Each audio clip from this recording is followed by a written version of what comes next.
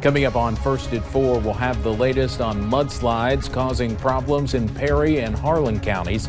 And a community is mourning the loss of a woman who died in a house fire in Martin County. Heavy rain could create flooding problems for the middle and even end of the week. First at 4 is next. Dedicated to Eastern and Southern Kentucky, this is WYMT Mountain News First at 4. Good afternoon, I'm Steve Hensley. First at 4, enjoy the break today because more heavy rain is coming. By the end of the weekend, several inches could fall. Our severe weather alert day starts now due to the flooding potential. Chief Meteorologist Andrew Dockery is here with the latest. Andrew? Yeah, Steve, you said it best. Actually, that break we're seeing right now going to help a lot of locations, hopefully avoid many problems as we head into the next coming days. Of course, right now we take a look at pinpoint Doppler, and there's a few flurries off to the north-northeast, but the rain has since quit. In fact, that system yesterday pulled the rain through. We're now getting that break, and hopefully a lot of these rivers can hit the crest and start to fall before more rain. There's still a few areas that are not seeing that crest, and in fact, maybe they won't even see that crest until we head into other portions of your day. Notice pinpoint Doppler. We continue to look at the past 3 hours pretty quiet. Temperatures in those mid-30s, upper 30s down in southeastern Kentucky with 42 in Bell County. And just recently, about 5 minutes ago, a flood watch has just now been issued. This goes through Thursday as 2 systems are going to take aim at eastern Kentucky. That first system starts tomorrow night through your Thursday with rain chances arriving late Tuesday. And Steve, with system number 1, 1 to 3 inches of rain are possible by Thursday morning. Some of the latest trends taking this more to the northwest or west, which is good news. We'll break down everything we know at this point coming up in a few short minutes. All right, Andrew, thank you. The Leatherwood community is cut off from the rest of Perry County following a late-night mudslide. Kentucky 699 is shut down just after the Blue Diamond coal tipple and could be closed for more than a day. WYMT's Will Puckett has more from the scene. Now, it's this mudslide right behind me that has Kentucky 699 shut down in Perry County. I talked to transportation officials on scene who said that they expect this road to be shut down for at least the next day and a half. There is additional concern that some of the land above this slip could continue to fall, as this area is expected to see possibly more than 4 inches of rain through Sunday. Now, people who live across the street from the slip say that it made a ruckus this morning when it fell around 11:30 last night.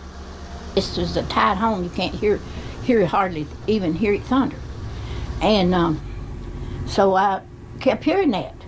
So in about 2 or 3 minutes, I guess, I got up to see if it would be my cat maybe stranded in that cage. And looked over there and seen some car lights and stuff. And that's how come me to know it was there. Now, Kentucky transportation officials say that this is their top priority in Perry County right now. They were actually working on a separate slip in Christopher and left that one to come to this one. Since this is one of the only ways in and out of this area, it actually cuts off Perry Countyans from Cumberland and Harlan County. In Perry County, Will Puckett, WYMT Mountain News. Now, you saw that car in that video that was affected by the slide. We're told the driver of that car is okay. We tried to get up with him today, or her, but have not heard back. Leatherwood is not the only place dealing with some dangerous slides. In Harlan County, the same mudslide we told you about nearly 2 weeks ago is still causing problems. This slide along Kentucky 72 near Highway 2425 has been putting mud into the road. This route is the only way for people on the other side to get to Harlan and other communities. County Judge Executive Dan Mosley declared a state of emergency due to this slide on February 7th. He says the issue stems from a road that was improperly constructed by the state on private land. It was our opinion then, and still remains our opinion, that this road should not have been constructed, and as a result of it not being reclaimed properly, it is now slid. Mosley says he is worried more heavy rain this week will only make the slide worse. We will have more coming up at 6, including a response from the district's transportation cabinet. A woman is dead after a house fire this morning. It happened in the Huntleyville community of Martin County. WYMT's Marianne Fletcher is there with the latest. Those who knew Kathy Eileen Runyon say she was the most lovable person they knew. State police and them, we found her up in the upstairs part of the house. Martin County Coroner Chris Todd says it is heartbreaking to see a family suffer like this. Coming on scene like this, it's tough dealing with people like this. It's hard on the family also. Barbie Ann Maynard lives near Runyon. Around 9 o'clock this morning, she noticed smoke coming from Runyon's home. So I called 911 and the neighbors went running to try to see if they could get a hold of her. She says Runyon was like family to her, and this is a devastating loss to many. Our community is so tight-knit that it's more like one big family. So it feels like our whole family is in mourning right now. And this is hitting the community hard. Please, please pray for our community. This is a huge loss. She was very beloved. Most of us was related to her. I mean, we're family. Emergency personnel on scene say they are sending her body for an autopsy. In Martin County, Marianne Fletcher, WYMT Mountain News. Kentucky State Police and the fire marshal are investigating. Later at 6, we'll hear more from Runyon's neighbor about her impact on the community. Police say the suspect in a workplace shooting outside Chicago should have turned in the gun he used to kill 5 people. Police say the suspect, 45-year-old Gary Martin, brought a .40 caliber handgun to work and began shooting after he was fired. Police say Martin was in illegal possession of a gun that he first purchased legally. He had a 1995 felony conviction for aggravated assault that did not come up on his background check when he legally bought the gun in March of 2014. Is he supposed to volunteer the weapon, or if he doesn't show up with the weapon, should someone from state police go to his house? The letter states that he needs to voluntarily relinquish the weapon, and we're looking into whether we followed up on that and what agencies followed up on that. Yesterday, more than 1,500 people attended a prayer vigil outside the Henry Pratt Company. A protester in Sweetwater, Florida, climbed a crane this morning near Florida International University before President Donald Trump's arrival to speak at the university. This was just one of many protests happening around the nation today on President's Day. Many are protesting against President Trump's national emergency declaration for border wall funding. And back to FIU, officials say a man was seen at the top of the crane at the construction site wearing a helmet, climbing gear, and straps around 8 a.m. The banner shows the words "Mr. President," but is flipped over so the rest of the words are not displayed.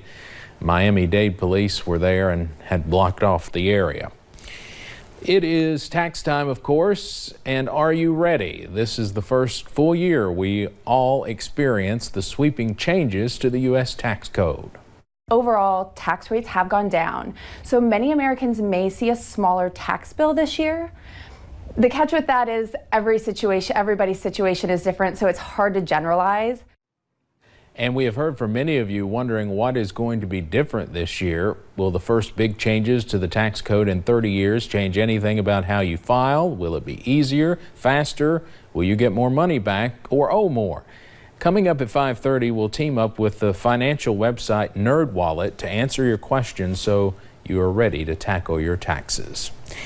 Papa John's employees can now attend college free of charge through a new Purdue tuition benefit program. Papa John's and Purdue University Global have teamed up to offer an online degree program. Eligible employees can take online classes and receive a 100% reimbursement for their education. The program was designed to give employees an opportunity to advance their careers through the company. Purdue University Global Chancellor Betty Vandenbosch says both the business and the employees benefit from this program. Employers are finding it much more cost-effective to train the people they know who already understand their companies, their company culture, its values, and to help their very good employees move to the next level to build the skills that they need. Employees can receive anywhere from an associate's degree to a master's degree. Majors include information technology, cybersecurity, accounting, and finance.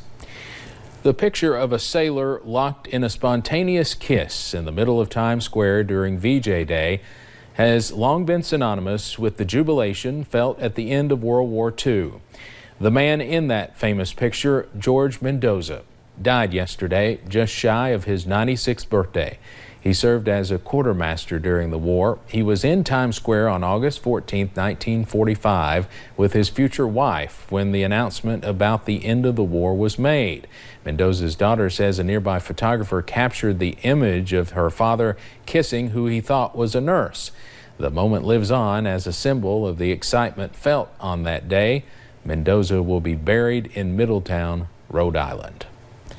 Straight ahead on First at 4, there are new developments in the Jussie Smollett assault case. We'll have that just ahead. And those rain chances increase as we head throughout the week. The details on this soggy forecast are coming up next.